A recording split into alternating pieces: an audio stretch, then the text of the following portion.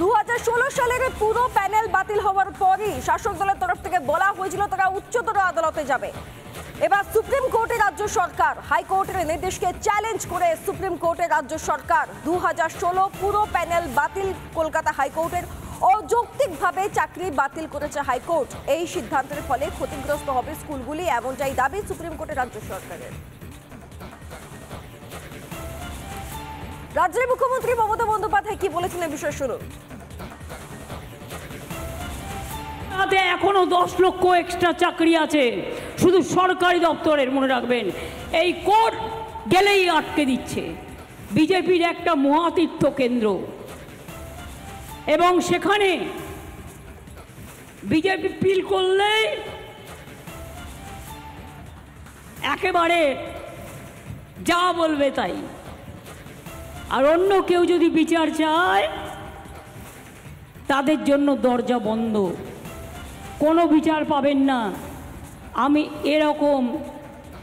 এরকম কলকাতায় এই যাদের দুর্দশা আজকে বিজেপির কথায়, যারা মানুষের চাকরি খেয়ে নিচ্ছে, ডাকাতদের বেল দিয়ে দিচ্ছে, মাফিয়াদের বেল দিয়ে দিচ্ছে, আর সবচেয়ে বড় গদ্দার যে গদ্দারি করেছে তার বিরুদ্ধে মার্ডার কেস থাকা সত্ত্বেও তাকে বলছে তাকে অ্যারেস্ট করা যাবে না।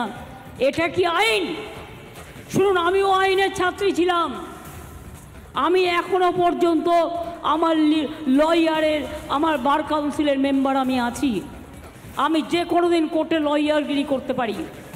তা সত্ত্বেও বলে রাখি, আমি জাজেস দিয়ে কথা বলবো না, কিন্তু জাজমেন্ট নিয়ে কথা বলবার অধিকার আমার আছে। আমি মানি না যদি কোনো অন্যায় কেউ করে থাকে তুমি স্কুটিনি করতে, তুমি পরামর্শ দিতে যে এটা না এটা করুন, তা না করে এক কথায় 26,000 ছেলে মেয়ের চাকরি খেয়ে নিয়ে এটা কি মজা? শুনলাম রাজ্যের মুখ্যমন্ত্রীর বক্তব্য। তবে রাজ্য সরকার সুপ্রিম কোর্টে যাচ্ছে হাইকোর্টকে চ্যালেঞ্জ করে। এই ঘটনায় দিলীপ ঘোষ এবং সুকান্ত মজুমদার তারা কি বলছেন শুনুন।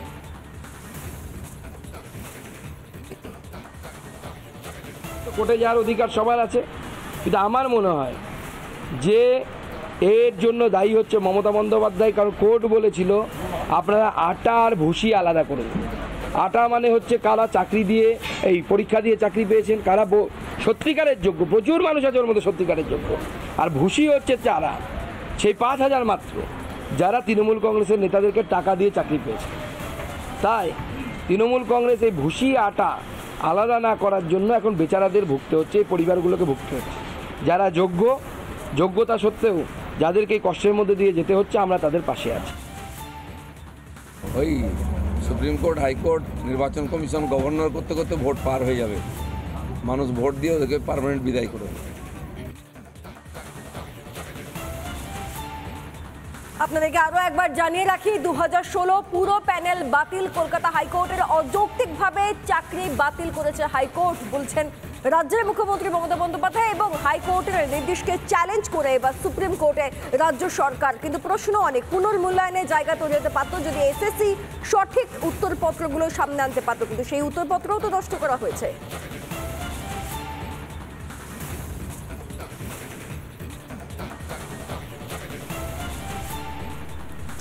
যারা আপার প্রাইমারির চাকরি প্রার্থীরা রয়েছেন তারা 500 দিন অতিক্রান্ত, তারা এখনো পর্যন্ত অবস্থান বিক্ষোভ করে যাচ্ছে। এ বিষয়ে আপনাদের একটা ছোট্ট হিন্ট দিয়ে রাখি যে এই মুহূর্তে যারা আপার প্রাইমারির চাকরি প্রার্থীরা তারা আজ ফের মাতঙ্গিনী হাজরার পাদদেশ থেকে তারা মিছিল শুরু করে। এই তীব্র দাবদাহের মধ্যেও তারা মাতঙ্গিনী হাজরা থেকে মিছিল করে শহীদ মিনার হয়ে তারা ওয়াই চ্যানেল পর্যন্ত যায় এবং তাদের দাবি একটাই, এ রাজ্য সরকারের কাছে তাদের একটাই মিনতি যে তাদের যেটা হকের চাকরি, যেহেতু তাদের ইন্টারভিউ হয়ে গিয়েছে, যেহেতু তাদের যে প্যানেল, সেই প্যানেল প্রকাশ করা হোক, তাদের নিয়োগ দেওয়া হোক, সেই দাবি তারা ইতিমধ্যেই করছেন। এর আগেও বিভিন্ন জায়গায় কালীঘাট অভিযান থেকে বেশ কয়েকটি জায়গায় তারা অভিযান করেছেন এবং মুখ্যমন্ত্রীর নজর কাড়ার চেষ্টা করেছেন। আজ ফের তারা তীব্র দাবদাহের মধ্যেই ওয়াই চ্যানেলের সামনে তারা শুয়ে পড়ে তারা বিক্ষোভ প্রদর্শন করেছেন। তাদের দাবি যে তাদের হকের চাকরিটুকু দিয়ে দেওয়া হোক। এদিকে যখন একই জায়গায় মাতঙ্গিনী হাজরার পাদদেশ থেকে যখন মিছিল শুরু করছিলেন আপার প্রাইমারির চাকরি প্রার্থীরা, সে সময় যারা চাকরি হারা অর্থাৎ কলকাতা হাইকোর্টের নির্দেশে যাদের ইতিমধ্যে প্রায় 25,000-এরও বেশি যাদের চাকরি চলে গিয়েছে, সেই চাকরি হারা যারা যোগ্য, তারা মনে করছেন যে তারা সেই চাকরির জন্য যোগ্য, সেই সমস্ত চাকরি হারারা আজকে শহীদ মিনার প্রাঙ্গণে এসেছেন এবং সেখানে তারা তাদের সমস্ত তথ্য, তাদের সমস্ত নথি, তাদের পরীক্ষার রেজাল্ট সমস্ত কিছু দিয়ে তারা আবেদন করতে চলেছেন। অর্থাৎ কলকাতা হাইকোর্ট যে নির্দেশ দিয়েছে যে তাদের চাকরি তাদের চলে গিয়েছে, অর্থাৎ তারা চাকরি করতে পারবেন না, সুতরাং এই কলকাতা হাইকোর্টের নির্দেশকেই কার্যত সুপ্রিম কোর্টে চ্যালেঞ্জ করতে চাইছেন তারা এবং সে কারণে সুপ্রিম কোর্টে অর্থাৎ উচ্চতর আদালতের দ্বারস্থ হতে চাইছেন এই চাকরিহারা যারা প্রার্থীরা রয়েছেন। তারা ইতিমধ্যেই প্রচুর জায়গা থেকে অর্থাৎ গ্রামগঞ্জ বিভিন্ন জায়গা থেকে, আমরা সকাল থেকে সেই ছবি দেখে এসেছি, তারা কিন্তু ইতিমধ্যেই এখানে এসেছেন এবং সুপ্রিম কোর্টে যাওয়ার আবেদন করছেন। রিপাবলিকান 2016 সালের পুরো প্যানেল বাতিল হওয়ার পরই শাসক দলের তরফ থেকে বলা হয়েছিল তারা উচ্চতর আদালতে যাবে। এবার সুপ্রিম কোর্টে রাজ্য সরকার হাইকোর্টের নির্দেশকে চ্যালেঞ্জ করে সুপ্রিম কোর্টে রাজ্য সরকার 2016 পুরো প্যানেল বাতিল কলকাতা হাইকোর্টের অযৌক্তিকভাবে চাকরি বাতিল করেছে হাইকোর্ট। এই সিদ্ধান্তের ফলে ক্ষতিগ্রস্ত হবে স্কুলগুলি, এমনটাই দাবি সুপ্রিম কোর্টে রাজ্য সরকারের। রাজ্যের মুখ্যমন্ত্রী মমতা বন্দ্যোপাধ্যায় কি বলেছেন এই বিষয়ে শুনুন। এখনো 10 লক্ষ এক্সট্রা চাকরি আছে শুধু সরকারি দপ্তরের, মনে রাখবেন। এই কোর্ট গেলেই আটকে দিচ্ছে। বিজেপির একটা মহাতীর্থ কেন্দ্র এবং সেখানে বিজেপি পিল করলে একেবারে যা বলবে তাই, আর অন্য কেউ যদি বিচার চায় তাদের জন্য দরজা বন্ধ, কোনো বিচার পাবেন না। আমি এরকম কলকাতায় এই যাদের দুর্দশা আজকে বিজেপির কথায়, যারা মানুষের চাকরি খেয়ে নিচ্ছে, ডাকাতদের বেল দিয়ে দিচ্ছে, মাফিয়াদের বেল দিয়ে দিচ্ছে, আর সবচেয়ে বড় গদ্দার যে গদ্দারি করেছে তার বিরুদ্ধে মার্ডার কেস থাকা সত্ত্বেও তাকে বলছে তাকে অ্যারেস্ট করা যাবে না। এটা কি আইন? শুনুন, আমিও আইনের ছাত্রী ছিলাম। আমি এখনো পর্যন্ত আমার লয়ারের, আমার বার কাউন্সিলের মেম্বার আমি আছি। আমি যে কোনো দিন কোর্টে লয়ারগিরি করতে পারি। তা সত্ত্বেও বলে রাখি, আমি জাজেস দিয়ে কথা বলবো না, কিন্তু জাজমেন্ট নিয়ে কথা বলবার অধিকার আমার আছে। আমি মানি না যদি কোনো অন্যায় কেউ করে থাকে তুমি স্কুটিনি করতে, তুমি পরামর্শ দিতে যে এটা না এটা করুন, তা না করে এক কথায় 26,000 ছেলে মেয়ের চাকরি খেয়ে নিয়ে এটা কি মজা? শুনলাম রাজ্যের মুখ্যমন্ত্রীর বক্তব্য। তবে রাজ্য সরকার সুপ্রিম কোর্টে যাচ্ছে হাইকোর্টকে চ্যালেঞ্জ করে।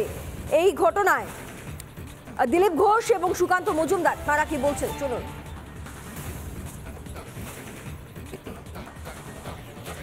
কোর্টে যাওয়ার অধিকার সবার আছে, কিন্তু আমার মনে হয় যে এর জন্য দায়ী হচ্ছে মমতা বন্দ্যোপাধ্যায়। কারণ কোর্ট বলেছিল আপনারা আটা আর ভুসি আলাদা করুন।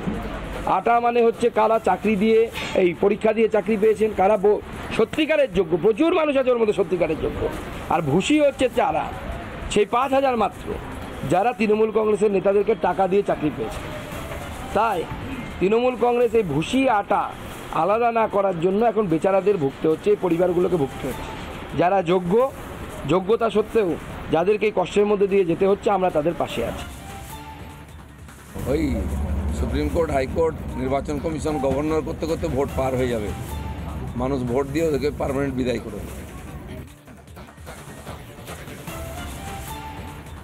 আপনাদেরকে আরো একবার জানিয়ে রাখি 2016 পুরো প্যানেল বাতিল। কলকাতা হাইকোর্টের অযৌক্তিকভাবে চাকরি বাতিল করেছে হাইকোর্ট, বলছেন রাজ্যের মুখ্যমন্ত্রী মমতা বন্দ্যোপাধ্যায়। এবং হাইকোর্টের নির্দেশকে চ্যালেঞ্জ করে এবার সুপ্রিম কোর্টে রাজ্য সরকার। কিন্তু প্রশ্ন অনেক, পুনর্মূল্যায়নের জায়গা তৈরি হতে পারত যদি এসএসসি সঠিক উত্তরপত্রগুলো সামনে আনতে পারত, কিন্তু সেই উত্তরপত্রও তো নষ্ট করা হয়েছে।